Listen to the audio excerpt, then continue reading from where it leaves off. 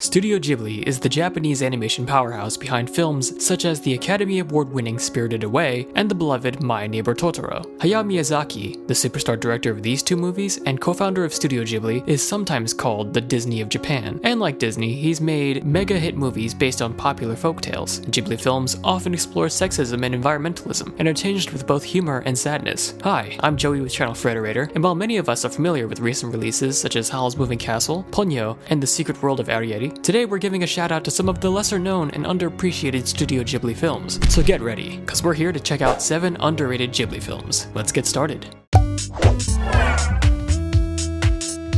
Number 7. The Cat Returns. One of Ghibli's shortest films, running only an hour and 15 minutes, we have The Cat Returns. Directed by Hiroyuki Morita, The Cat Returns is a spin-off of Whisper of the Heart, a film which we'll get to later. The Cat Returns follows Haru, a teenage girl who's recently had a string of bad luck. On her way home, she runs into a black cat. Bad luck, right? It's at that moment that her life is taken off the beaten path and placed on a path filled with adventure, featuring talking cats, a fantasy kingdom, and a royal wedding. The Cat Returns isn't your typical Ghibli film with a strong, profound message, but that doesn't make it any less enjoyable. Setting itself apart from the norm, the story is more fairy tale-like, and has more of an adventure flick feel that can be enjoyed by everyone. If you're not the type to watch it in Japanese, I'm pleased to tell you that the dub for The Cat Returns is fantastic. Dub features Carrie Eels, Anne Hathaway, Peter Boyle, and Tim Curry as Baron, Haru, Muta, and the Cat King, respectively. Now that's a star-studded dub. So why the lesser popularity? Well, The Cat Returns was not directed by Miyazaki, nor by Studio Ghibli co-founder Isao Takahata. Since it was directed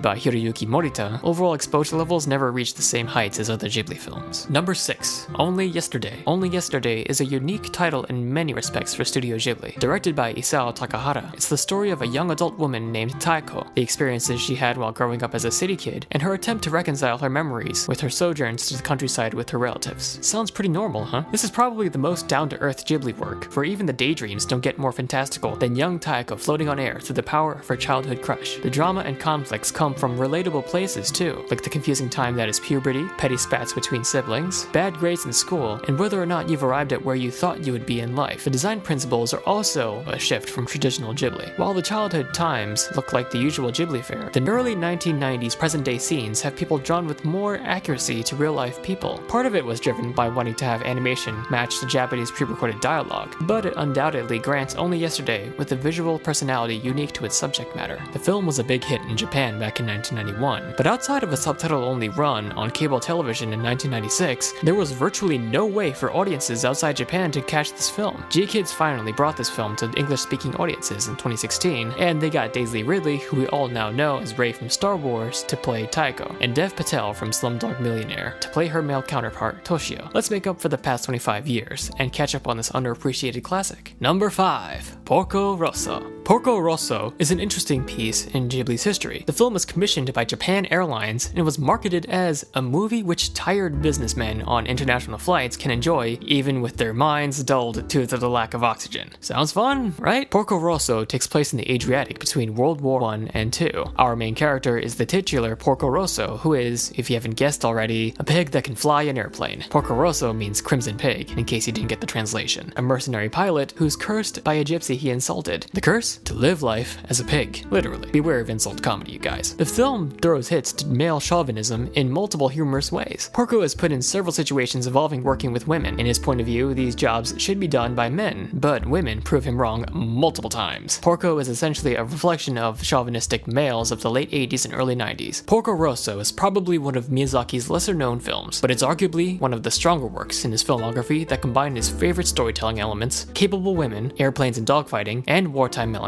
And this was long before The Wind Rises took all of that to another level. If you love and/or respect Hayao Miyazaki, do check it out. Number 4. PORCO. PORCO is easily one of Isao Takahata's stranger endeavors, opting out of the hyper-realistic and sad tone of Grave of the Fireflies, and going for something that isn't as heartbreaking and close to reality. PORCO stars a group of tanuki, which, if you didn't know, are Japanese raccoon dogs. While this might sound a bit different from your typical Ghibli film, in which humans tend to take the spotlight and interact with the mystical and whatnot, PORCO doesn't stray too far from the usual. It keeps that serious yet comedic tone that's in a lot of Ghibli's works, but replaces humans with lovable forest critters. While the main characters aren't humans, we're still still given that strong environmental message, this time exploring the effects of growing real estate development on the forests and wildlife. The tanuki, who are the ones being displaced from their homes, use everything in their power to stop development and save what's left of their homeland. The tanuki in PORCO are quite accurate to those found in Japanese folklore. Tanuki are given lots of powers, including the ability to shapeshift as seen in the film. Tanuki are also known to use their scrotums for all sorts of reasons, which are also portrayed in the film. Used for flying, carrying objects, and being used as a spread on the floor. This multiple use of scrota might sound a bit unsettling, but it's actually pretty funny. However, it did present a major barrier for entry. The movie's many scrotum gags weren't exactly family friendly, and limited PORCO's exposure to a wider audience outside Japan. Number 3. Whisper of the Heart. Told you we'd get to Whisper of the Heart. Shizuku, a middle schooler and local bookworm, notices that a certain S. Amasawa seems to be borrowing the same books as she does. Curious, she tries to figure out who this certain individual is. One day, during one of her errands, she runs into a cat on the train. Oddly enough, this leads to a series of events that affect the way she sees herself and her future. Whisper of the Heart is a wonderful film that captures the little things in life that you learn to appreciate as you grow older. Family, friends, and aspirations. The film includes themes of coming of age, finding a creative purpose in life, a little teen romance, and some great cats. The film's message is subtle and doesn't force itself down your throat, but it's still powerful. Follow what you truly want to pursue. You don't have to be perfect right at this very moment, but hone your skills and always work towards a goal. Number 2. The Tale of Princess Kaguya. Being the final film from Isao Takahata, you'd think there would be more hype similar to The Wind Rises. However, The Tale of Princess Kaguya wasn't met with the same fanfare and exposure as its Miyazaki-directed counterpart. The film is all about the life of a mysterious girl found inside a bamboo shoot by the local bamboo cutter. The bamboo cutter and his wife vow to take care of this girl and do everything they can to make her happy, as they believe that she was a gift from the gods. The life of the girl is not without its share of hardships, as seen through her journey from simple country girl to princess. The Tale of Princess Kaguya tackles issues that arise from forcefully conforming to a certain lifestyle, as well as the limits of materialism when it comes to happiness. Throughout the film, there are many instances of individuals claiming that this is all for you, and this is what she deserves, this is for her happiness, without ever truly understanding what is needed to achieve happiness. Takahata's swan song is a visual marvel, once again separating himself from the usual aesthetic of Ghibli films. The Tale of Princess Kaguya goes for a style that's similar to My Neighbor the Yamadas, but more refined and beautiful, almost watercolor-like. However, looks aren't everything, and what lies beneath that beautiful and colorful exterior is a story filled with tragedy. It isn't the type of thing many look for, but don't let that turn you away from this adventure, and what is ultimately a powerful film. And finally, number 1, NAUSICAA of the Valley of the Wind. The Ghibli film that isn't really a Ghibli film. We have NAUSICAA of the Valley of the Wind. This film was created before Ghibli's founding, but was directed and written by Hayao Miyazaki himself. The film is about humans fighting for survival against giant mutant bugs, poisonous pollution, and other murderous humans, with toxic advanced technology left over from the days before civilization's collapse. The film sets the mold for a lot of what Ghibli does for their films. NAUSICAA, our titular heroine, is a strong female protagonist, an element that Hayao Miyazaki often uses. Themes surrounding NAUSICAA are anti-war and environmental, with NAUSICAA believing that there is value in life and doing her best to stop the ongoing conflict. These are in line with what can be found in future Studio Ghibli films, regardless of director. Now, you're probably wondering why this is on this list, technically being Ghibli's unofficial first film and what essentially started it all. Ever heard of Princess Zandra? If that name doesn't ring a bell, you probably weren't around to see the original English dubbed version of NAUSICAA then. When NAUSICAA was being localized by New World Pictures, the film was torn apart in several ways, from plot and themes to character names. New World Pictures altered the film to the point where it didn't fall in line with Miyazaki's original vision. Instead, it was being advertised as a children's action-adventure flick, putting aside a lot of the themes presented in the original and renamed Warriors of the Wind. But what does all this mean exactly? Well, nobody on this side of the world at the time ever saw the original NAUSICAA of the Valley of the Wind, save for those who watched it subtitled during film festivals. In 2005, Disney did release a new version of NAUSICAA, uncut and redubbed to be closer to Miyazaki's original. However, this release was 20 years too late, and NAUSICAA's potential was never fully realized. In other words, go watch the original, now! And after you're done, check out the 7-volume manga version of NAUSICAA too. Thanks for watching 7 underrated Ghibli films. Have you seen any of these films? Do you feel that a film is even more underrated than those in this list? Let us know in the comments down below. And if you liked the video, make sure to hit subscribe so you can catch all our latest videos. Cause remember, Frederator loves you.